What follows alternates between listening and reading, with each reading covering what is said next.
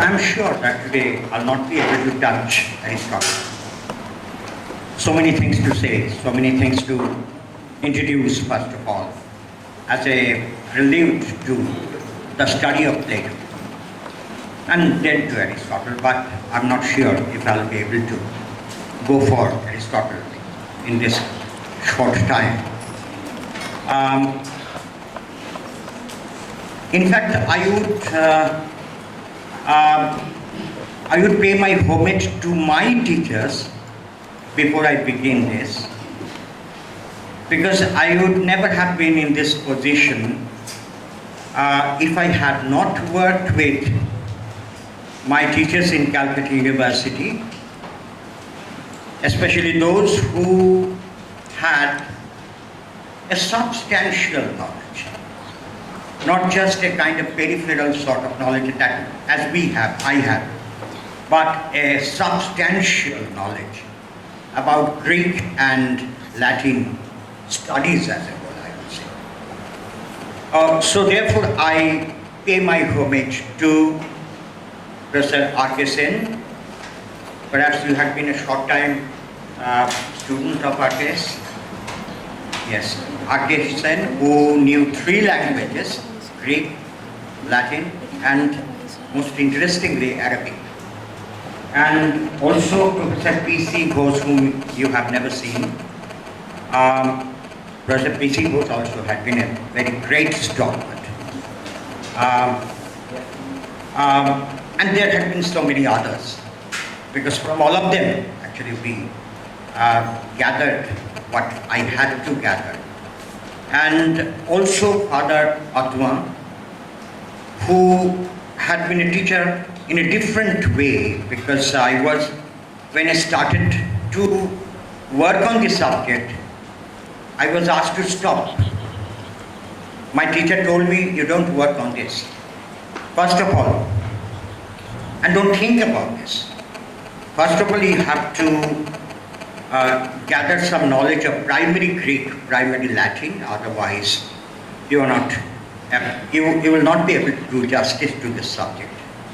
So therefore, every Saturday I used to go to Shanti Bhavan, where Father Adwan used to stay, and he was a great scholar, a real scholar in Greek and Latin language and literature as far as possible. So therefore, these are the people who really made me what poor I am today. But actually they generated the interest.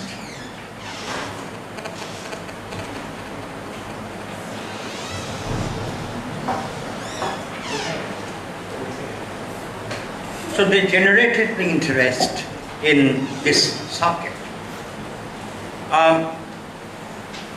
Now let me just begin. Now before beginning Plato, we have to be clear about certain things. First of all,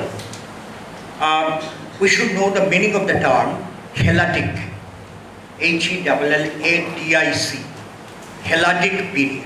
What is Helletic? And this is going to be rather a prehistory to the study of Plato. Actually, Greek ancient history is divided into 3 parts: the early Helletic, the middle Helletic, and the late Helletic. Now the Helletic period begins from 1300 BC, but for this purpose, I would refer to the 3rd stage of the Helletic period, which begins in 2200 BC. In 2200, and this period, this 3rd stage of the Helletic period, early Helletic period, actually begins with 2200 BC and ends with 2000 BC. And it is during this time that Hellas, as it was used to be called at that time, there was nothing like Greece. Actually, the invaders who came to Greece began to call it first Hellas, Hellas. And then the Romans, much later, began to call it Greece. Al-Greeki, that is the term that they used. Right. So therefore you can see that from 2200 BC to 2000 BC, there was the invasion, and these people used to call themselves Achaeans, Achaeans, Achaeans, or the Hellenist people. Hellenic element ittadi amra boli toli, that means actually this. From this term it has come. The Hellenist people. Maybe the Indo-Europeans, not maybe, surely, the Indo-Europeans, but uncertainly from which origin. People say somewhere from Asia Minor, but that is very debated. So I'm not going into that debate. That is a different kind of debate. But these invaders, and of course the Indo-Iranians, a group of Indo-Iranians actually entered Greece around 2200 BC, and this is the first stage. Helladic period means the Bronze Age. The Bronze Age. Helladic, when we use the term, it refers to the Bronze Age. So it is the early Bronze Age, 2200 BC to 2000 BC. And during this time, we find that there was a process of assimilation. The assimilation of the indigenous people and the invading people. And as we know, the Greek indigenous people were called Pelasgians, as Professor Finlay has pointed out, that they were called Pelasgians, but regarding the meaning of the term Pelasgians, there are lots of differences, lots of debates. Because the origin of the term cannot be properly identified. The Pelasgoi, the Pelasgoi, whatever it is. But the idea still seems to be very uncertain. But scholars later on have decided, as Professor Finlay has also said, that Pelasgians mean the people near the sea, or the seafaring people.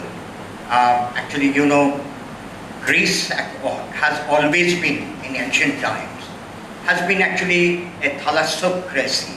Thalasso means the sea. It was the command of the sea. It was always within the command of the sea, the Mediterranean and all that. So therefore, this seems to be a very significant aspect, that the early period, this early Helladic period, was associated only with assimilation of the invading race and the indigenous people, the Pelasgians and the Achaeans, or the Hellenic people. I'm not going into the details because that is not important here. But in the middle Helladic period, in the middle Bronze Age, we find several developments. For instance, the use of horse. Actually, horse came to dominate the war fields from this time, and also the wheel-made potteries. The wheel-made potteries were not known to the early Helladic period. That's why the remains, whatever we have from the early Helladic period, are very rough, not smooth, because there was no system of the wheel-run potteries. And there have been several others, and at the same time, in the middle Helladic period, we find the system of fortification of towns. The towns began to be fortified.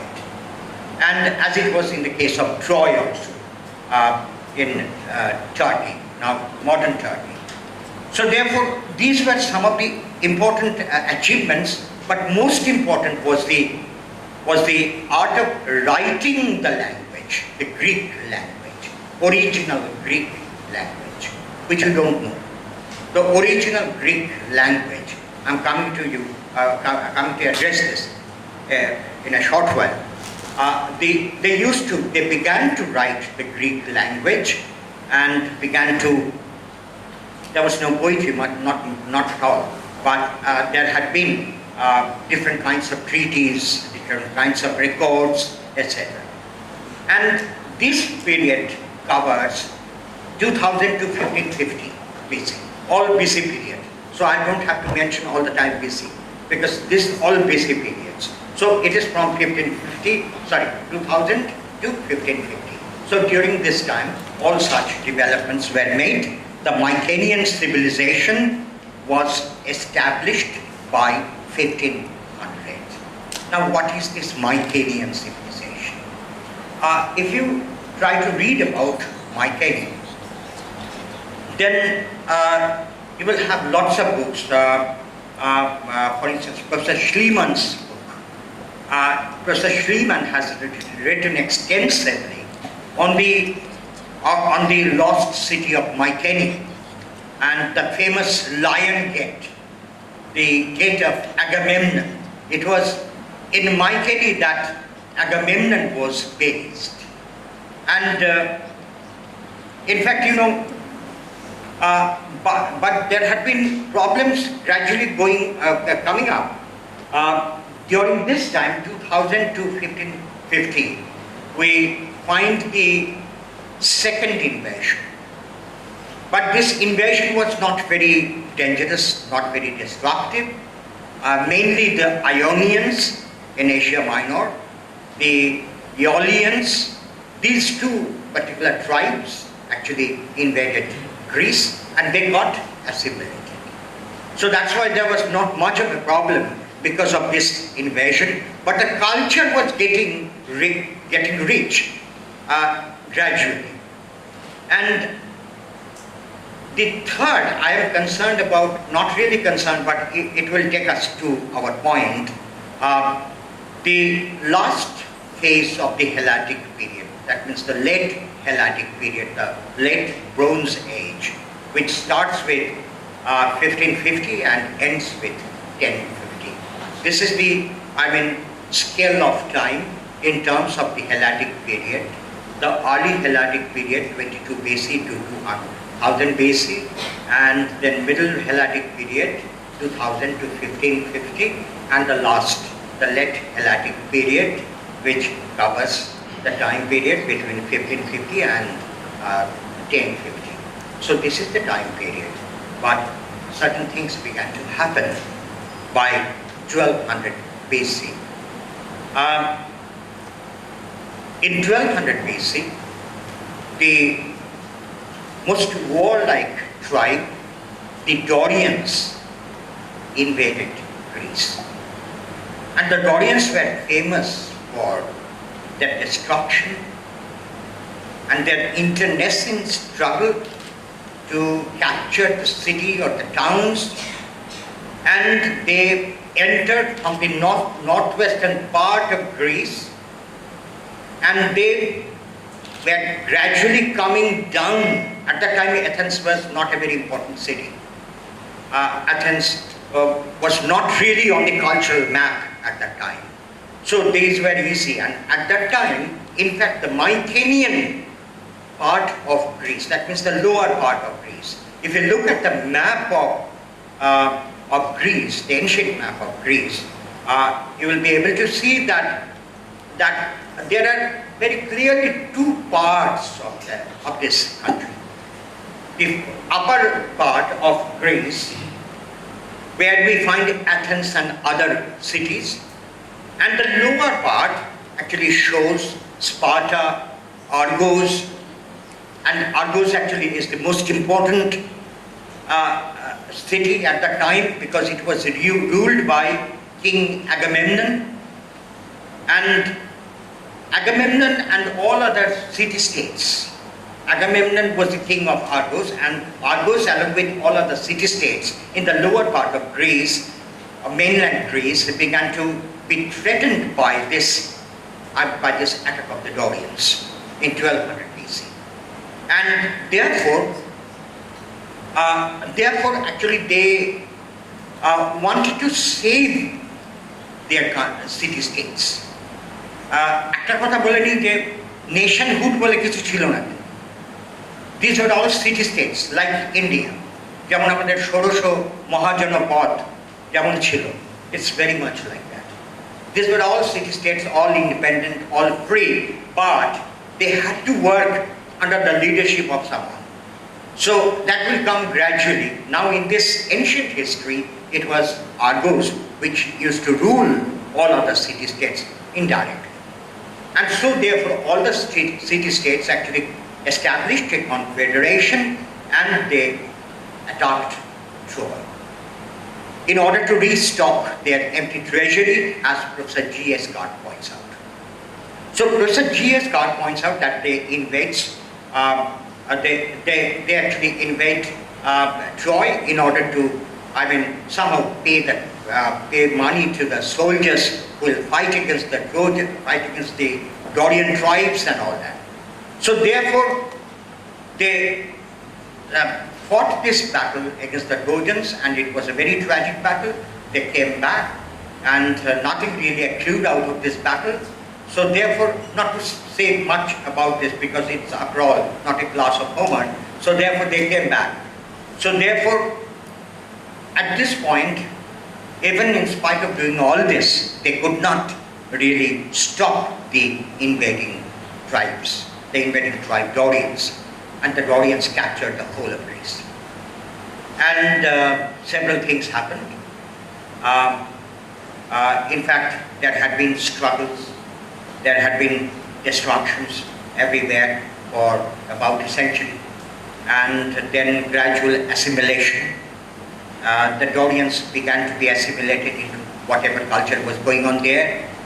And it was in this situation that a new kind of culture was evolving. The original Greek language that I talked about disappeared completely. There was nothing like, they forgot the art of writing. And the Bronze Age also comes to an end, complete end with this battle. Because it was the coming of iron. And iron became more coveted than anything else. তার একটা উদাহরণ আমি পেয়েছি, for instance, if you read Homer's Iliad, in the 18th book, Achilles actually is giving away everything as prize for a race and sports and games. He arranges sports and games, and after it was over, he is giving away prizes to the winners. And then when in Calcutta University I used to teach Homer, and in the early part of my career in Bardwan University I used to teach Homer, and there I was very curious about this. There I find that Achilles gives a lump of iron as prize to one of the winners. So I was asking why? Why not gold if he has to give away metal? Or not other things? Why a lump of iron? Then when I began to, excavate further into this, then I found that iron was more important than anything else. Iron is very much needed for the weapons. And iron was more strong and durable than this bronze and all that. So that's why iron became priceless at that time. So therefore, this was very good, very positive, that the Bronze Age is coming to an end, and we find the coming of iron, but they forgot the art of writing, and later on they had to learn it from the Phoenicians. The alphabet that we have now is something derived from the Phoenicians. The original Greek has been lost completely. We don't know anything about that. So nobody can tell us anything about that. But we just know that they had a Greek language. But the language is that, but the alphabets are different. This is something.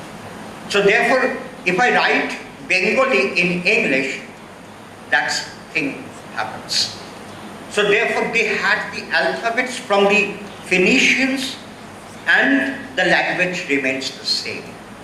So this is how they had to rediscover a script, and this is still now going.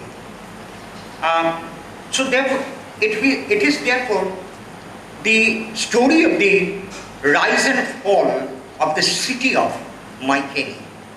Mycenae, which started to rise around 1550 BC, came to be completely destroyed by the Dorian attack in 1200 BC.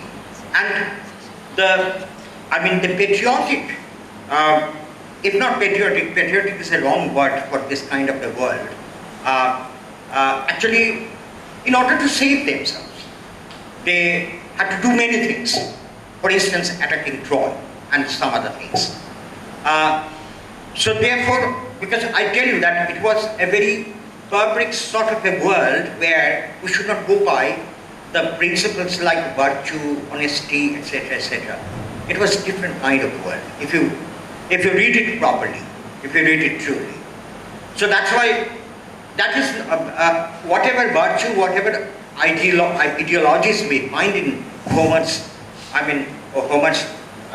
epics, is nothing but interpolation.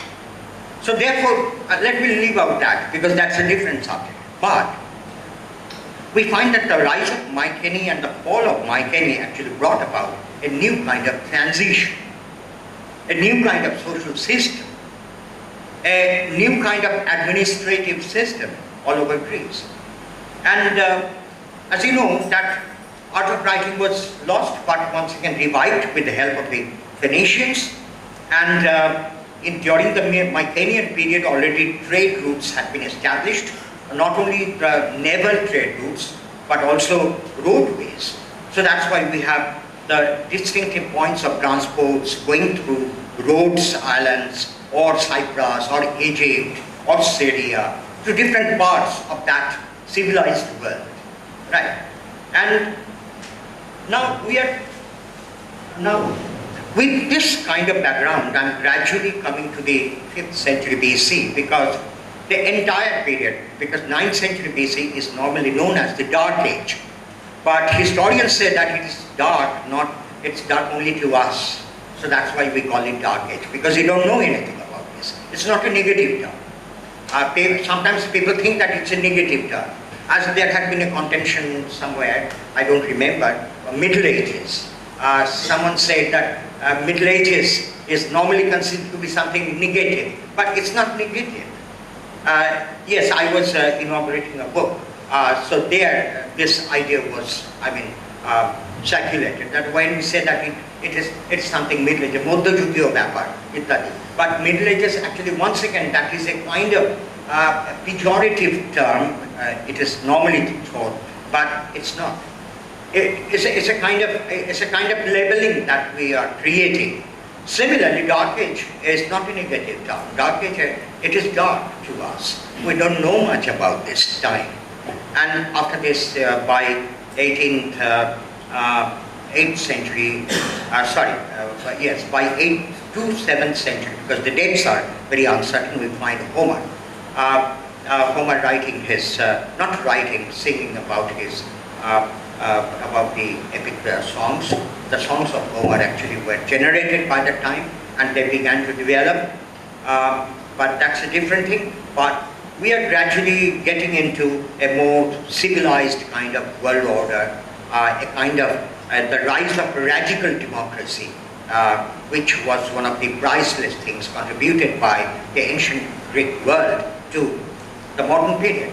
And so therefore, let me come to Plato, because time is really running out. I could have gone on and on, but I would rather cut it short and try to size it up in whatever manner possible. So Plato was born in 427 BC. Some critics suggest that no, it's not 427 but 429. But it is related to several other empires. Actually, it is the if you look at history from above, and if you can see the empires rising and falling, then it gives you a very curious kind of feeling. Very curious kind of feeling. Because there had been the Egyptian empire down below, just down below. You just get across the sea and you reach Egypt. That was the first recorded empire. So that was the empire.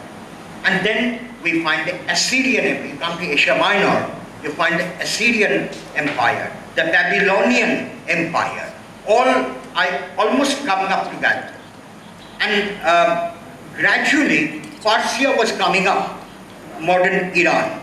Persia was coming up as the next very important heavyweight empire. So therefore you can see that there are 4 different empires. So Egyptian empire, you cannot say that it is lost. Empires are not lost in a day, because Great Britain still is there, although it's no longer an empire. It's now Little England, but still it has some kind of importance in terms of political relations. So therefore, Egypt had been there, Assyrian empire had been there, Babylonian empire had been there, and gradually the rise of the Persian empire. So we get 4 empires. And what happened, I'm not going into the details of history because there are several reasons for the gradual fall of these 4 empires. The 3 empires, the Egyptian, then the Assyrian, then the Babylonian empire. They began to lose hold over that part of Asia and the beginning of Europe. And as a result, the Persian empire began to rise up and began to suppress and protest against the powers of earlier empires, right?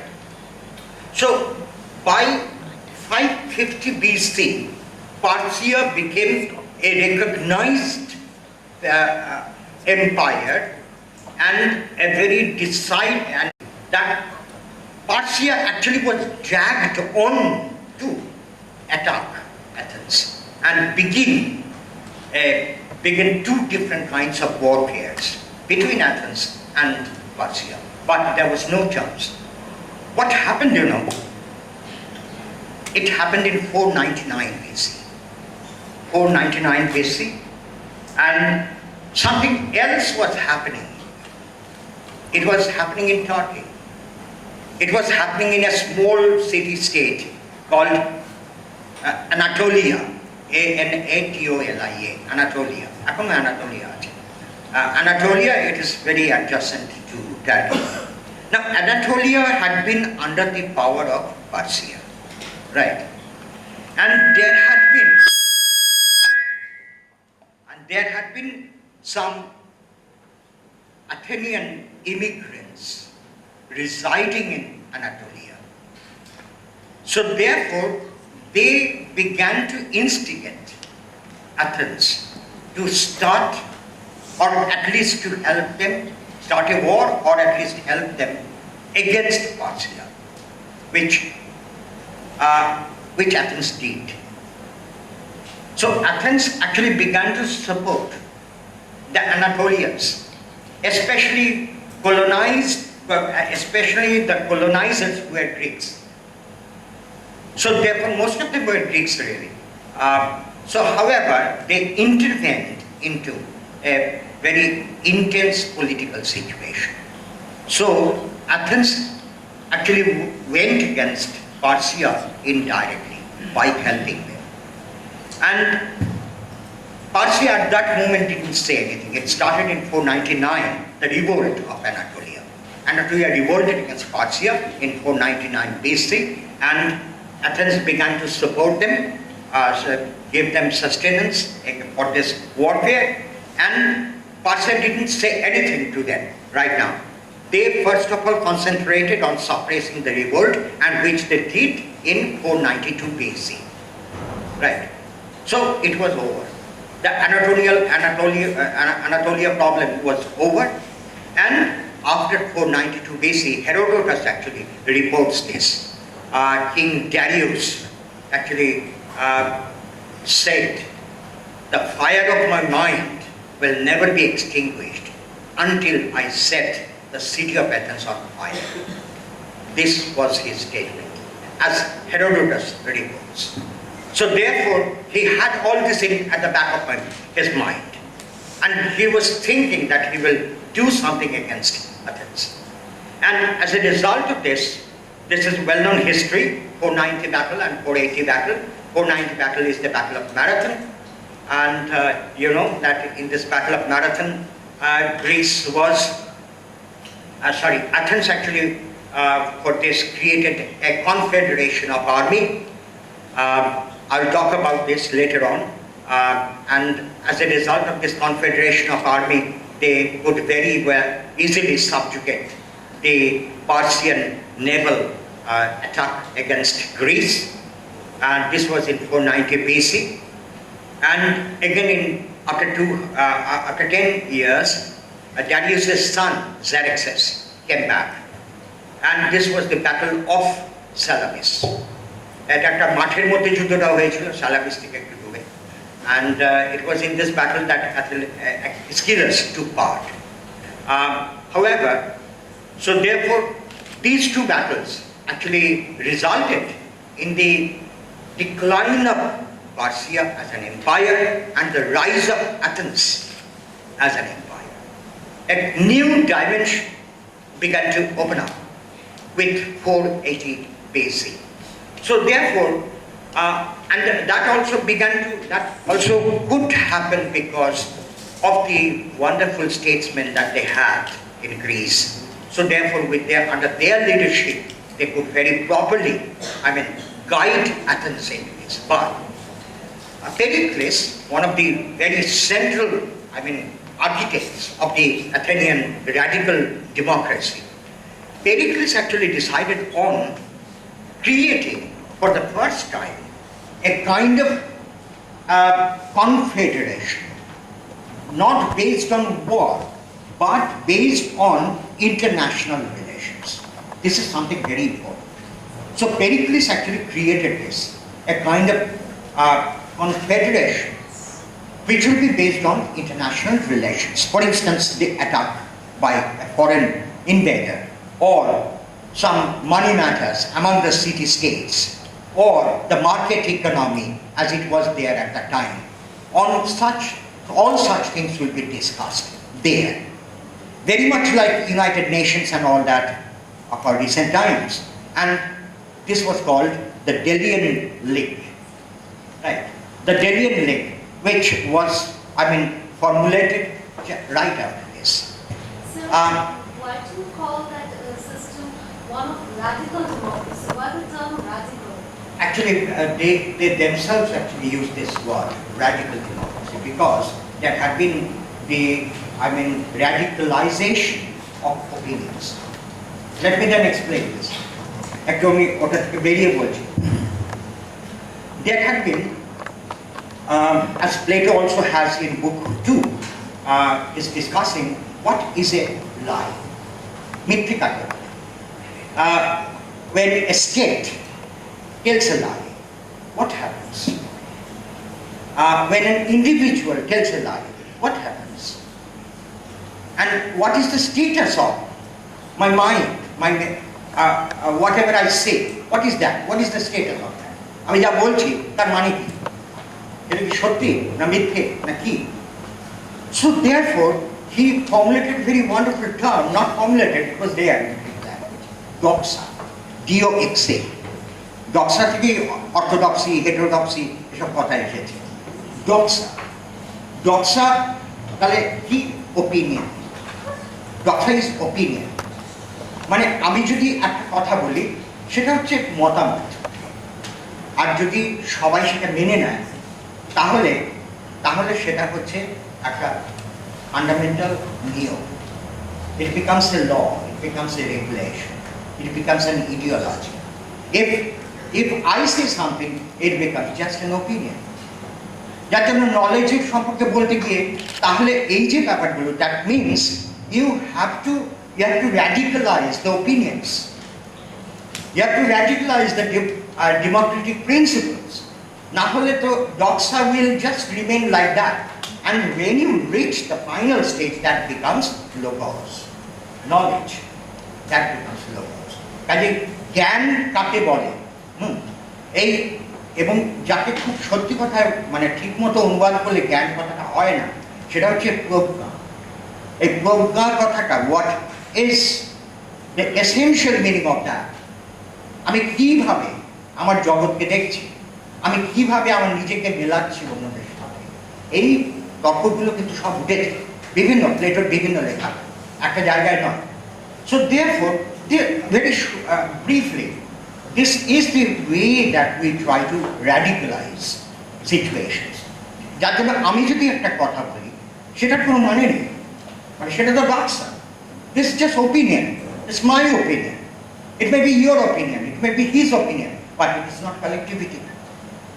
So in order to achieve collectivity, there should be radicalization. বুঝতে পেরেছো? কালেক্টিভিটি কিন্তু অত সহজে হয় না যে সবাই মানবে, সবাই জেনে শুনে নিল, এটা হয় না unless there is the state apparatus working on this. কাজেই যে কোনো সময়তে যে আমি যে কথাটা বলছি সেটা কি সত্য, এই সত্যের কথাটা বারবার কেন আসছে? আমরা ভাবছি ফিলসফি, কিন্তু আসলে এটা politics. Republic is not really philosophy, it's a wonderful permeation and a mix of both philosophy and political thinking. So therefore, you know, the Delian League was formed, and it was, why was it called Delian League? Because it was the first meeting, and the headquarter was established and was held in the island called Delos, D-E-L-O-S. A Delos এগুলো খুব ছোট্ট করে বলে দিচ্ছি আমি। So the first confederation of meeting was held in Delos, but then Athens decided that it should pass over to Athens, যেটা এখন হয়েছে। যেমন প্রথম আমরা দেখতাম ভিয়েনাতে হতো, ইউএনও ইত্যাদি ইত্যাদি, তারপর সব আমেরিকাতে চলে গেছে, একই সিচুয়েশন বারবার চলছে। So therefore it's a curious and ridiculous repetition of history. So therefore, you know that this was happening, this confederation. Sparta for some time joined this confederation, Delian League.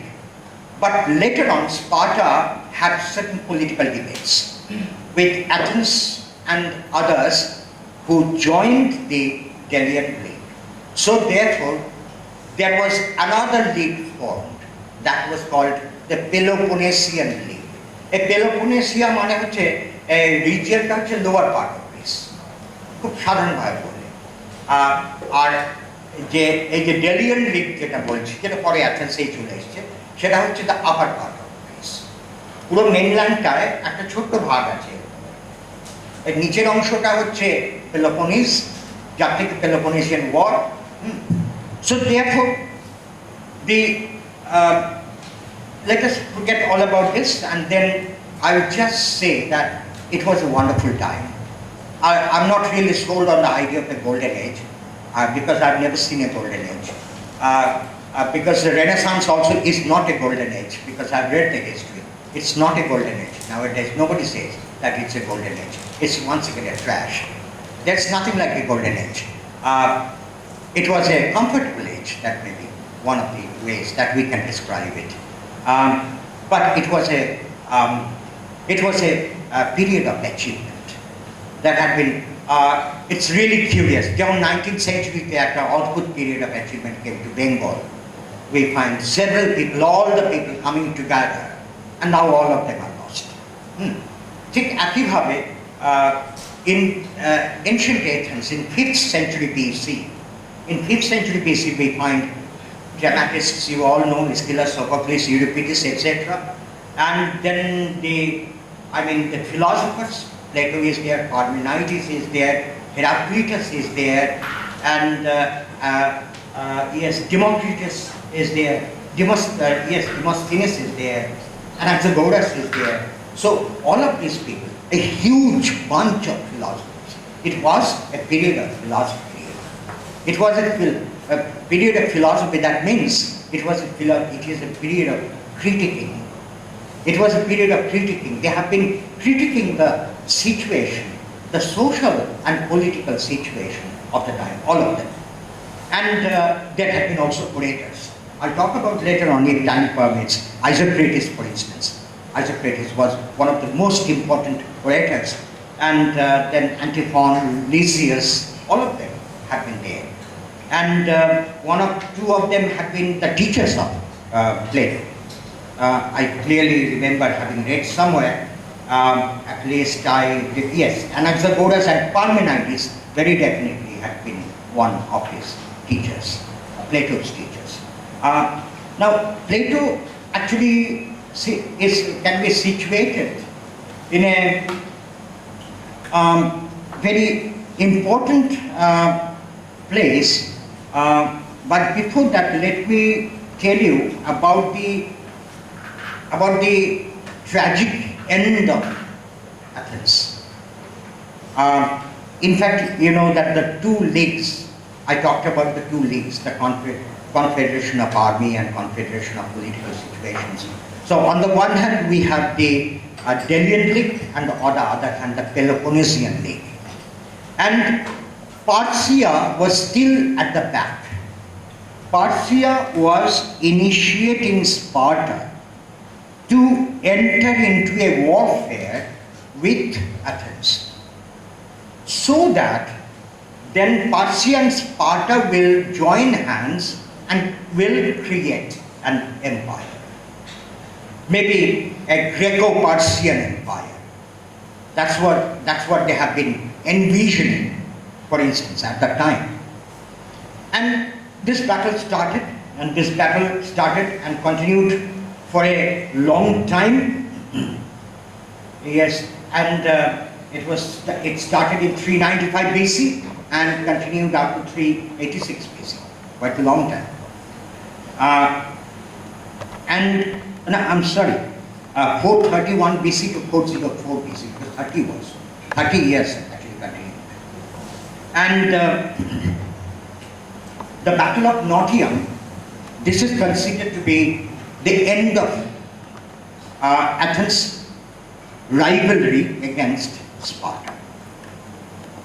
And normally in history books we read that Athens was defeated by Sparta, and it started the decline and the tragic fall of Athens, and it was destroyed militarily, politically, socially.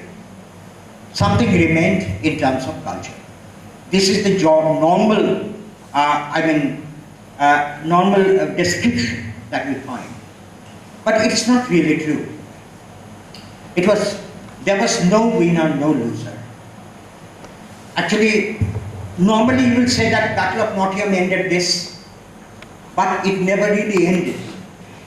Because after this, Parthia found that Sparta is not coming to give him any kind of advantage. So the battle started between Parthia and Sparta. And this continued for a long time, from 395 to 386 BC. And then again, after the end of this battle, another battle started between Parthia and Thebes, and it was fought in 371 BC. And in this way, Sparta completely went out of history. So you can see that it was really a tragic phase of human history. It's not the history of Sparta or Athens, but it is the tragic debacle for mankind, that they destroyed themselves, right, and never to rise up again. As you know what is happening in contemporary Greece. They could never really rise up, and with Alexander's invasion, who was considered to be an outsider, not a Greek. Amra ekhon boli Greek, but he was not considered by the mainland Greeks as a Greek person. He was actually a Macedonian. And Macedonia at that time was considered to be something else, right? Not part of mainland Greece. So with the initiative, with the battle between Alexander's army and the city-states of Greece. Athens was completely destroyed, so was all other city-states. But that is not part of our discussion. Now, after this Peloponnesian War, they had been experimenting with the political system. And that's why they actually created a kind of system with 30 tyrants. What's the meaning of tyrants? Kings. যার জন্য king এডিপাস মানেটা আমরা original গ্রিকে কিন্তু Oedipus টিরানুস meaning Oedipus king. It was really king, and as you know that the idea of a king is associated with torture, oppression, so that's why a degeneration of meaning of the word tyrants. So therefore it was the reign of 30 tyrants, meaning 30 kings, with council of 500. Later on it was extended up to 5,000, because everybody was running either for power or for money. And this was a terrible situation that actually took place in Athens. And at the same time, I must say something about Plato's family. Plato's father and Plato's mother. Plato's father was Ariston, and Ariston actually claimed that he belonged to the royal family of Athens and Messania. So he had a royal heritage that he used to claim. And his mother, Parilampis, she also was very, very close to some of the members of the 30 tyrants. So when Plato was given the option to take up a profession, natural choice would have been politics. Because he was, from his father's side, this was his stepfather, of course, Ariston. His first father died early. Through Ariston, he could have access to many noble families, and then through his mother, he could very easily be inducted into some of the important position of the 30 tyrants. So naturally, he had a very distinctive political option. But it was really ill-fated that he got close to Socrates. And I'm not going to give the details of Socrates' death, that will take a class. So therefore, Socrates actually was killed rather, not died. In fact, he in fact got in touch with Socrates, and Socrates actually was a speaking philosopher. খুব ভালো একটা কথা বলেছে যে সেফালস, যার বাড়িতে গেছে সেফালাস রিপাবলিকে প্রথমেই শুরু হচ্ছে, যখন তোমরা পড়বে সেখানে সেটা কথা আমি পরে বলছি, সেখানে একটা কথা আছে যে I am an old man and I don't have any other pleasures. Why I have the pleasures of conversation. Right? The idea of conversation as a means of pleasure. And this is the kind of technique that actually Plato is following all the time in all his dialogues. Right? In dialogue after dialogue, he's using that pleasure of conversation. That's an art of conversation. So therefore, Plato actually got very, very dissatisfied and also depressed and threatened by the death of Socrates, by the killing of Socrates. It was a mock trial, as you know, and after this, actually there were 3 distinctive charges brought against Socrates. That he worships strange gods, that he corrupts the young, and that he raises revolt against the existing system. These were the 3 charges brought against him. And as a result of that, he was put to death. He should welcome death by being hanged up. I'm not going into the details of that because that's not important for us. So therefore, Plato, for a time, actually left Athens and went to different other places, especially Asia Minor and then Egypt.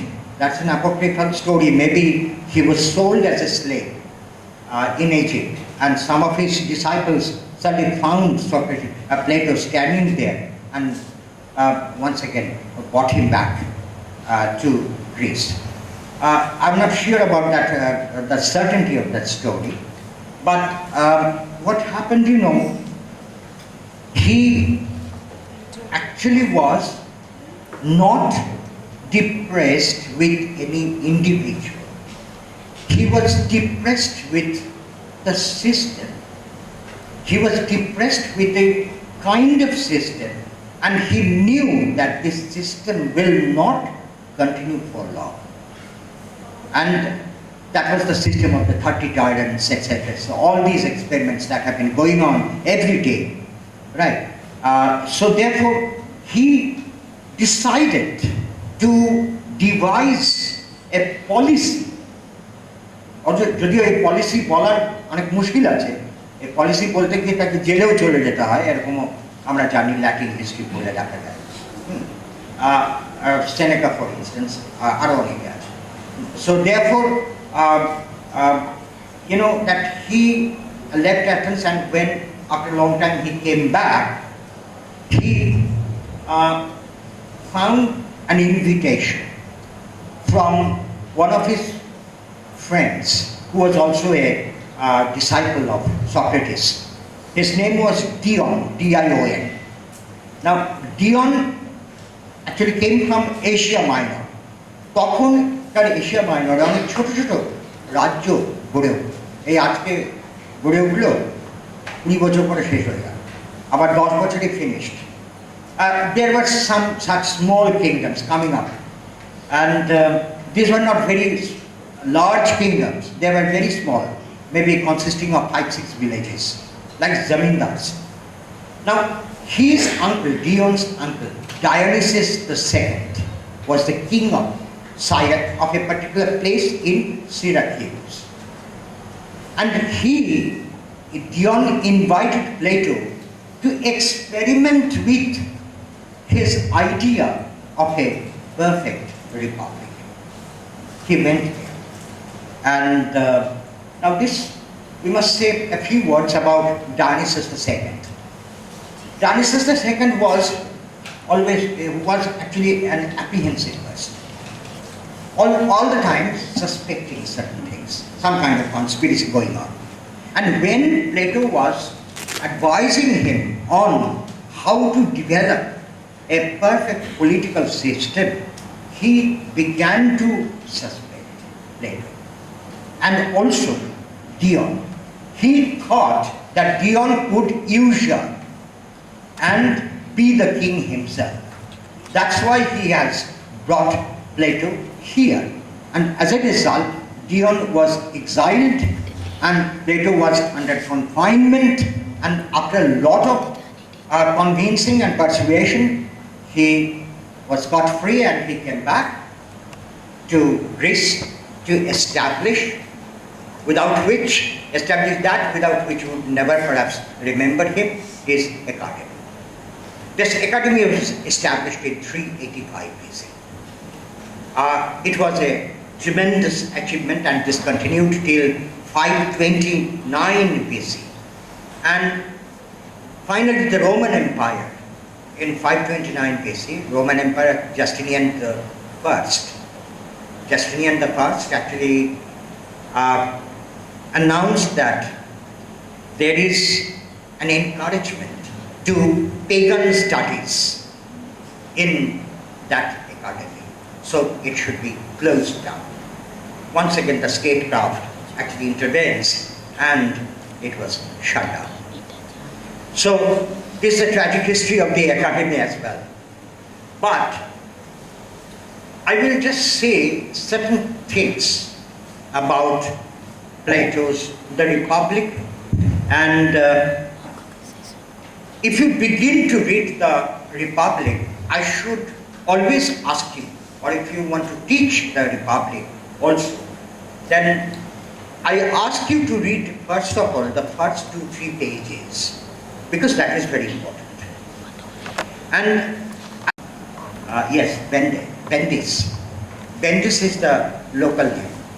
And she is worshipped there with lots of enthusiasm. It's a local, sort of. যেমন বাঁকুড়ায় অনেক বিভিন্ন ধরনের ছোট ছোট পুজো আছে, যেমন ধর্ম ঠাকুরের পুজো আমরা তো বিশেষ জানি না, কিন্তু এসব বিষয় অনেক জায়গায় হয় এবং অনেক বহু রকম পুজো আছে। It is a kind of local worship, and many people from outside also used to participate in this. So it was a huge festival. Now, scene is like this. Yes, Socrates has come to Piraeus to see the festival in the daytime. So he has done with it, and with him is there a person called Glaucon, Glaucon. Glaucon actually is introduced in the text as the son of Ariston, but actually he is the brother of Plato. So Glaucon is there, and then there is Socrates. So Socrates says, well, we have seen everything. The festival is really very good, a different kind of festival. We have never seen such a festival. So, however, let us now make a move to our home. So, that is the end. That seems that this is the end of their experience of the festival. In a way, that is the end of their experience, because nothing else is written in the book. So then when they were just starting to leave, then a servant comes running after them. He's the servant of Polycharmus. Polycharmus actually was a disciple of Socrates. So Polycharmus comes up and says, well, Socrates, why are you leaving? I have seen him that you were just leaving the festival. He says, yes, I have seen everything. So there's nothing more to see. So naturally I'm leaving. I always want to go home early. And then he said, but you should not leave now. You should wait for the torch race. What kind of torch race? It's a different kind of torch race. Torch race on horseback. It's a different kind of torch race we have never seen in Athens. So he says, but where should I stay? He says, well, my house is a large villa, so you can stay there. And my father, who was your friend but is now very old, wants to see you.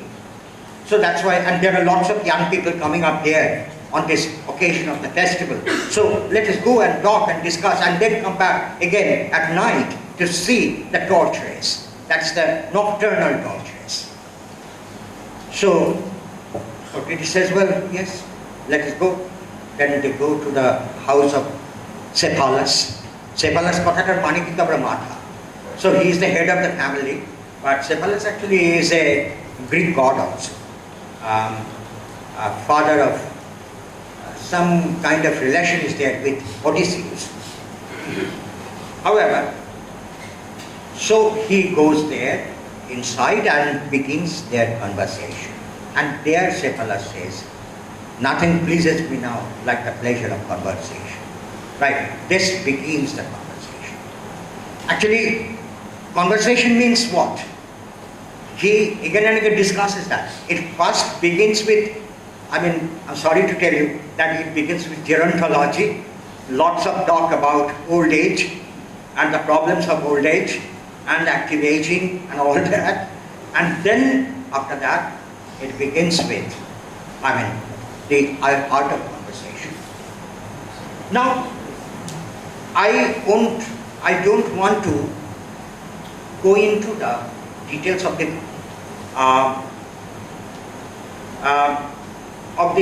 things which will be, I'm sure, to the students by the teacher. That means the three charges, right? So I don't want to go into the three charges. The emotional charge, the moral charge, and the intellectual charge. I don't want to go into that. But rather, I want to explore the idea of knowledge that Plato talks about. Now, Plato's basic contention in the book, as we know, is justice. As you all know, any student of literature knows that he problematizes the idea of justice, Dike. But how can justice be achieved? And who can execute justice? So that means there is a relation between Dike and Tyrannus. There is a very definitive relationship between the two. Because the Tyrannus will decide what is justice and what is injustice. So that means the very identity of the Tyrannus is questioned. Isn't that so? Because Tyrannus cannot be above everyone. So that's why the idea of knowledge becomes very important. So if the Tyrannus is not a combination of the, as the Greeks call it, arete, A-R-E-T-E, virtue, honesty, etc., plus logos, knowledge. Now, how can knowledge be achieved? This is the central question that he actually initiates. So therefore he says that in order to bring justice, কারণ ওটা হচ্ছে একদম শেষের কথা, মানে আমাদের বানানো একটু কথা, সেটা হচ্ছে যে a philosopher must be a king or a king must be a philosopher, sort of trash. But that is not the exact thing. Actually, he is after formulating a proper kind of knowledge.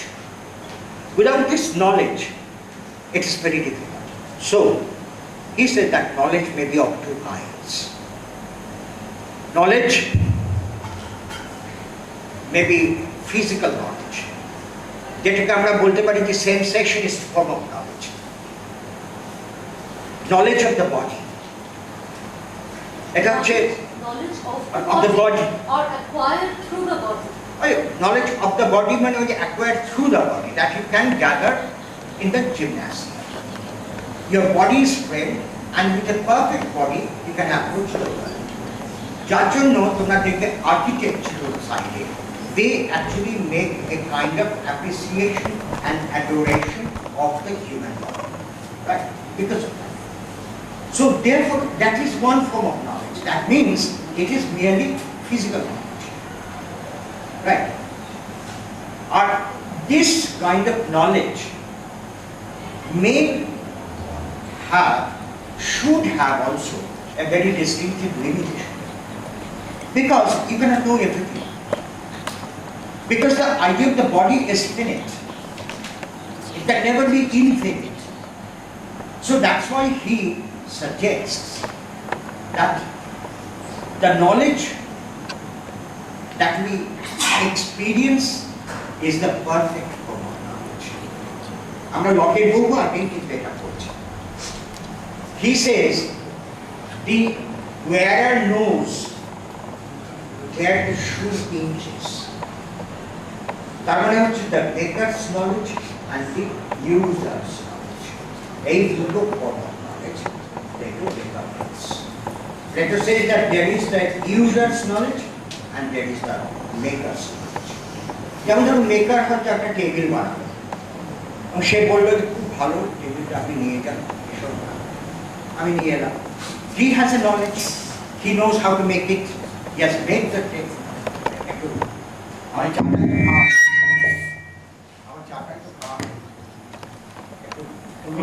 So there are two forms of knowledge, the maker's knowledge and the user's knowledge. So therefore I was giving the idea of a table because that's a very favorite of Plato himself, the idea of a day and a table. So therefore the maker has made the table and thinks that it is perfect, but I'm using it. When I'm using it, I'm also gathering my knowledge of it. Because as a user, I know whether if it's really perfect. Right? আমি যখন ব্যবহার করতে শুরু করলাম, then I find that there are some problems with the table. So that's why Plato prioritizes user's knowledge over the maker's knowledge. This is the point of departure between Plato and Aristotle. সেটা আমরা পরে দেখব। So therefore, he thinks that user's knowledge is more important than the maker's knowledge. Right. Now, if you try to consider this as a metonymic projection, then you can relate this to the social system. Because Plato's main contention was not at all poetry. He was not bothered with that. His main contention was the Athenian society and the protection of Athenian society against declining momentum. So therefore, he tries to suggest that these 30 tyrants, this kind of political rule that is going on, is nothing but the maker's knowledge. This is maker's knowledge. And the people who are trying to implement these, principles, have the user's knowledge. They only know whether this will work or not. Right? As a result of this, philosophically, the question of lie comes up. The maker, is he telling us the truth or not? So knowledge therefore leads to truth. If knowledge is acceptable, then it gradually is upgraded to the level of truth. এখন প্রশ্নটা হচ্ছে যে whether he is saying the truth properly or not, is he really telling us the truth? যার জন্য এই যে লেথে আলেথের question আমি বারবার করে আলোচনা করতে খুব ব্রিফলি আমার এমএ ক্লাসে বর্ধমান বিশ্ববিদ্যালয়। Actually what is লেথে and what is আলেথে? This actually relates to a complete myth. After death, the soul passes into a cave, the cave of oblivion, where truth obliterates, where falsehood obliterates. So it is this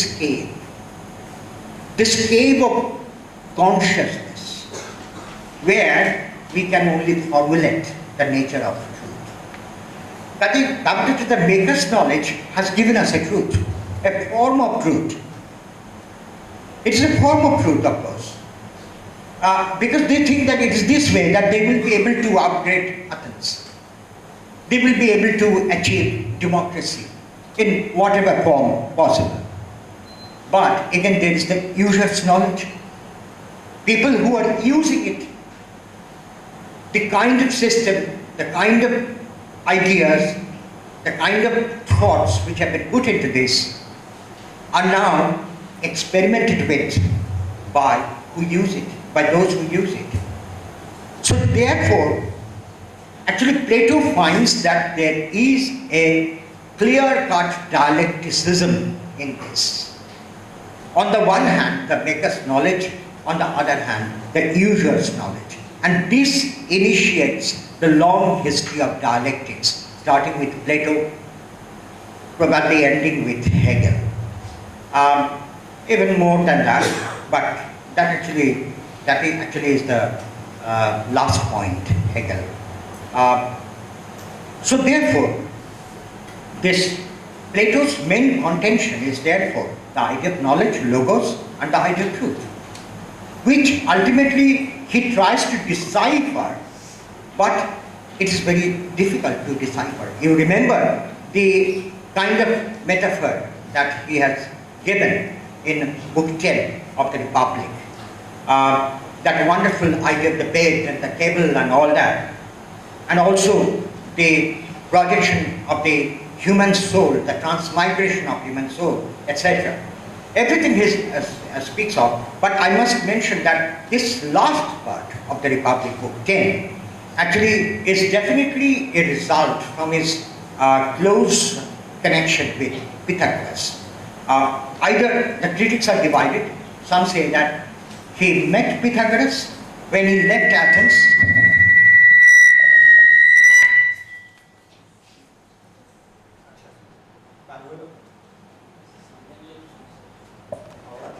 when he left Athens, actually he met Pythagoras.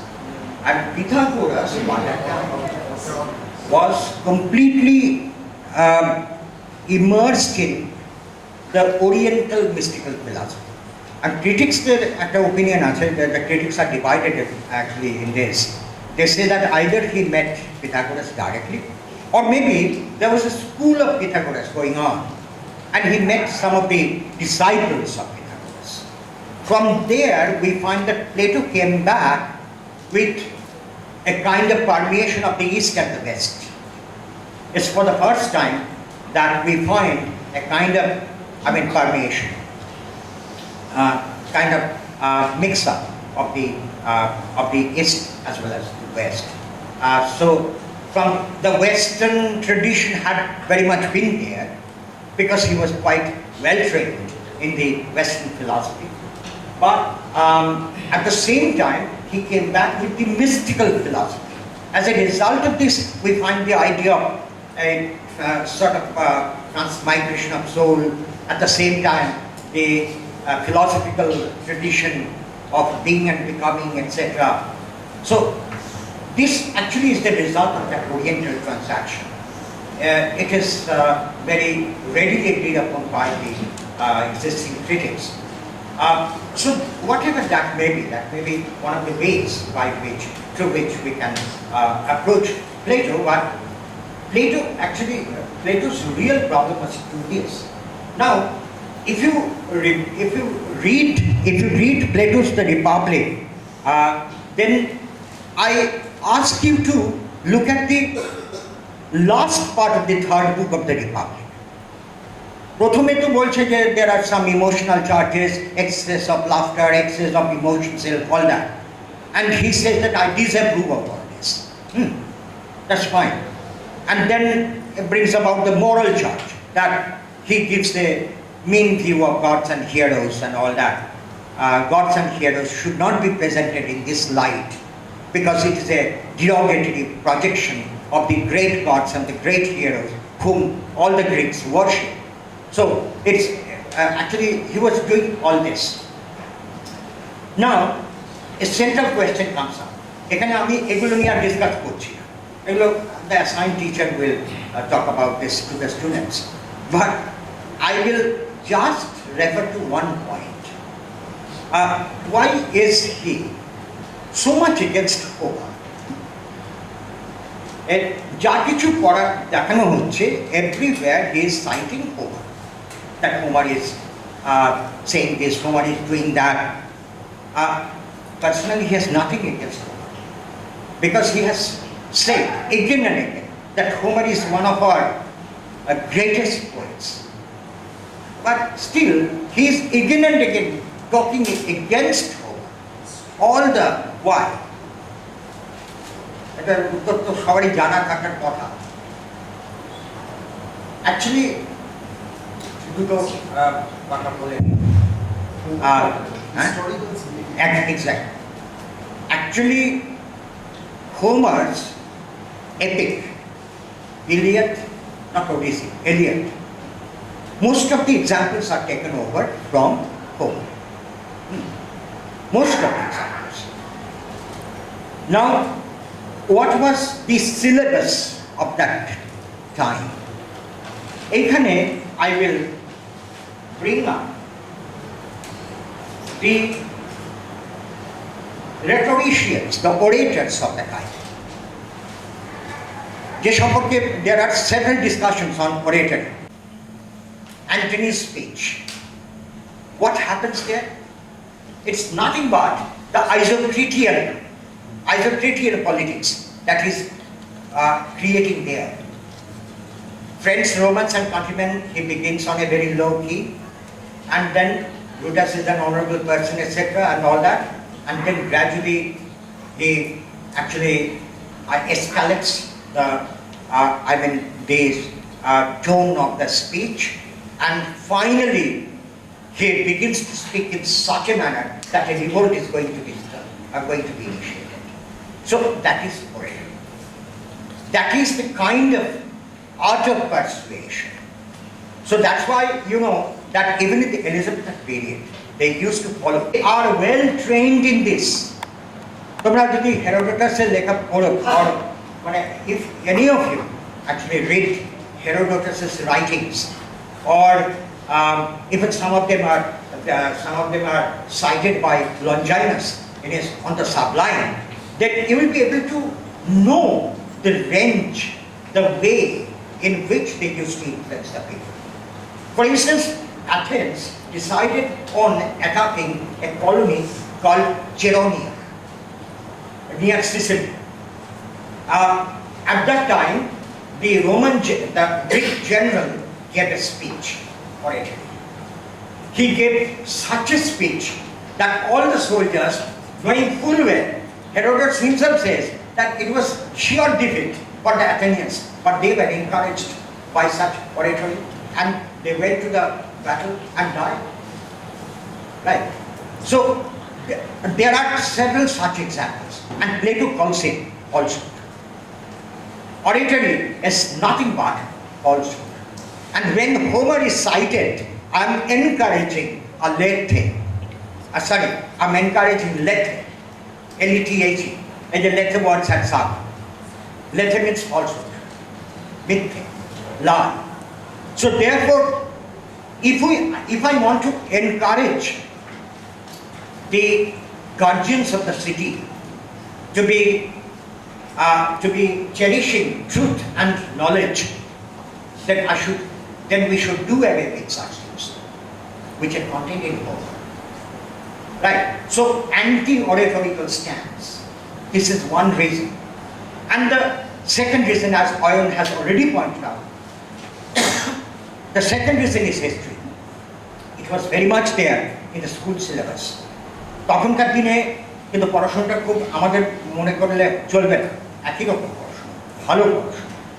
আমাদের যেটা হয়েছে সেটা হচ্ছে we have only enriched ourselves in technology, but it's not that we have just and we have come to know the world better. We have come to know the world better because we have so many other instruments to properly situate ourselves in this world. But it's not that they were deficient in any way. If we consider the curriculum of that time, then we find that Homer was a central text. Now, why was Homer as poetry? No, not in the poetry syllabus, not in literature discipline. Homer was a resource book of history. যার কারণটা এখানে বলতে গেলে এক সপ্তাহ লেগে যাবে, অনেক কথা বলতে হয়। আমি খুব একটা লাইনে বলছি, দুটো লাইনে বলছি। সেটা হচ্ছে যে it is believed that Homer records the tragic history of the Battle of Troy, thereby positing the idea, thereby negating the idea that it was a battle fought for Helen. There's nothing like this. It was actually a pan-Hellenic attack against Troy to save their country from the Dorians. This is the truth. And that's why Homer was actually archiving history. Homer actually was archiving history. And that archival of history should not give you any false information. Right? And moreover, you must remember সেই যুগের কথা, কাজেই naturally they used to believe all this to be true, that there are gods and goddesses, that there are great heroes, that there were great heroes like these Theseus, etc., etc. All of them existed. They were actually real people for them, and the gods were real for them. So that's why Homer is disparaging all such things, the gods, the heroes, and all that. They're behaving like human beings. That also gives us a separate kind of criticism of this. But however, so Homer is history. So Homer's history should be cleansed and should be given a perspective. That is his prescription. His prescription is briefly this, that Homer's history should be rewritten.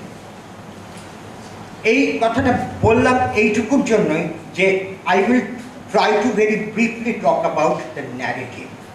Plato's discussion of the narrative. কারণ এই দুটো যে চার্জেসগুলো আছে এগুলো খুব সাধারণ কথা, এগুলো আমরা সবাই জানি, that there were 3 charges. But what I find very interesting is his discussion on the narrative and his monophonic narrative and the polyphonic narrative. This is something that he initiates in the 5th century BC, long before such bhaktis and others. Right? So therefore, what he says there, again, Homer. That's why people say that Plato is pro-epic and Aristotle is pro-drama. Because you will find the examples. You find it very clearly in examples. Now, what happens,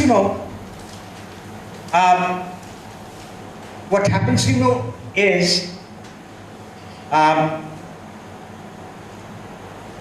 in the narrative, he takes up the first book and the first few lines.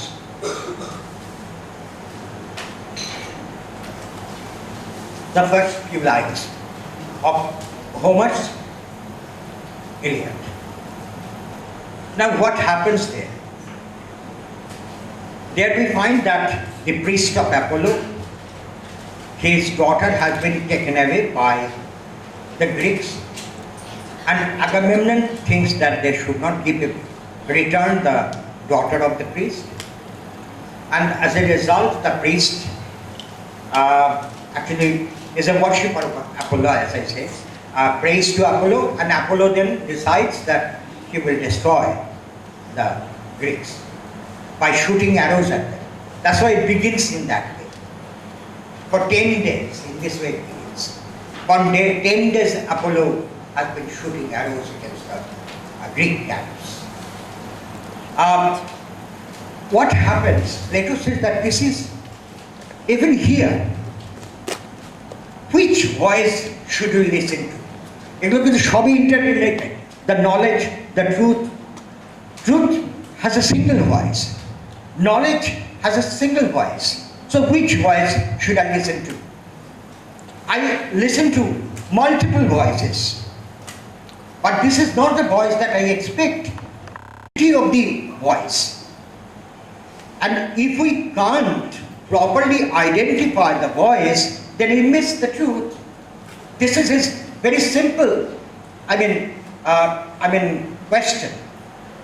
So he interrogates the idea of the voice, and he says that every narrative should have a monophonic voice. Every narrative. সেটা আমরা মানব কি মানব না সেটা আলাদা কথা, but he discusses this way. Now he opposes the polyphonic voices. কেন oppose করছেন? Because it opposes truth, because it opposes knowledge, because knowledge is always one, truth is always one, and if we get many voices, what should I accept?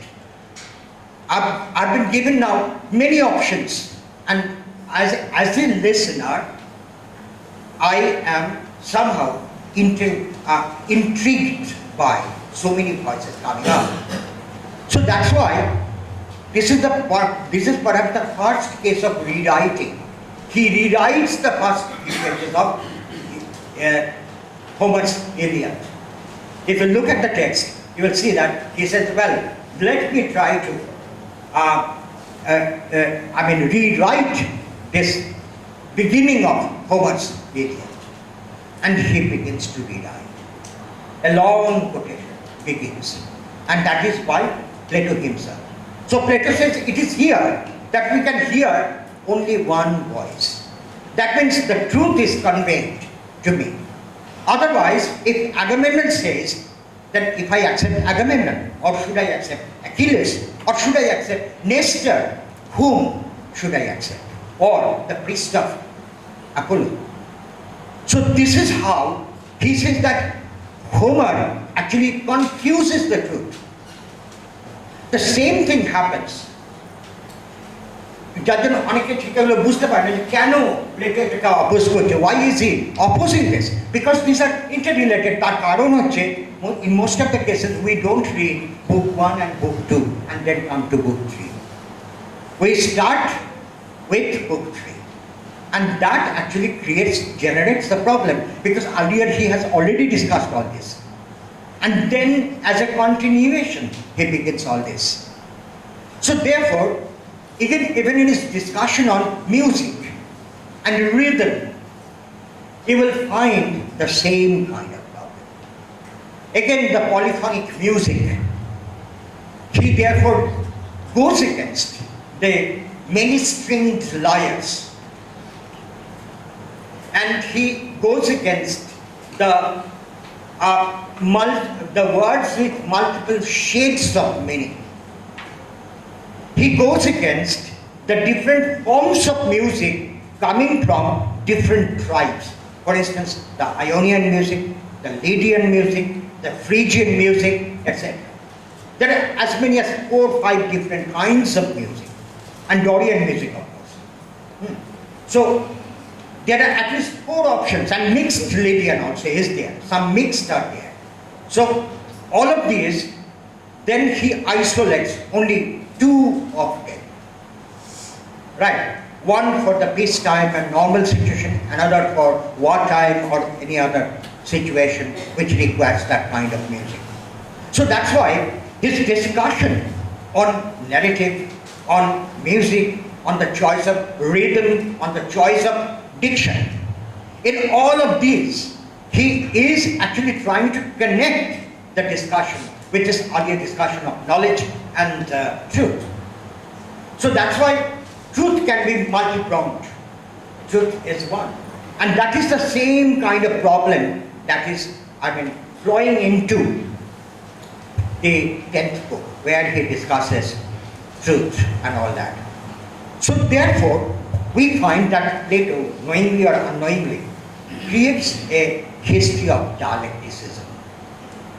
The kind of dialecticism which is very clearly apparent, যেটা খুব পরিষ্কারভাবে আমাদের উনি দেখিয়ে দিচ্ছেন in the last book of the Republic, in the book 10, the world of being and the world of becoming. That actually is a simplistic method of presenting the dialectic, the being and the becoming. But he, in fact, is trying to correlate all of these problems to his contemporary socio-political system.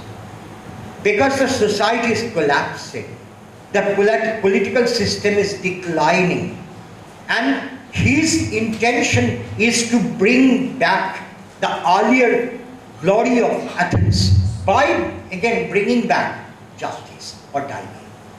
So if you have to do that, then you have to discuss all of these. So this is how he is discussing different problems, and I believe that I will not have much time now, because I thought that I would be able to say something about Aristotle, but today I have to once again get back. But well, I'm open to take some questions if you have any.